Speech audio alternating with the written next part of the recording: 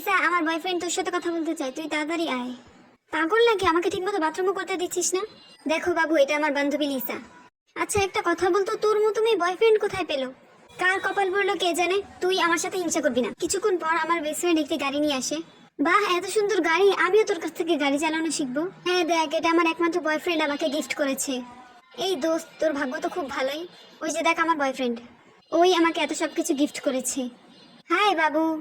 এই তোর শরীর কি ভালো আছে? তুই এই মোটুকে বয়ফ্রেন্ড বানিয়েছিস শুধু একটি গাড়ির কারণে? চুপ কর। এই মোটু, তুমি বলো তো, তুমি আমার বান্ধবীকে কি বলে ফাঁদে ফেলেছো যে ও তোমার সাথে প্রেম করছে? তুমি নিজের চেহারা কখনো আয়নায় দেখেছো? চুপ কর, আমি রকিকে সত্যি ভালোবাসি। বাবু দেখো, আমি তোমার জন্য একটা গিফট নিয়ে এসেছি। আমি সবার প্রথমে দেখবো।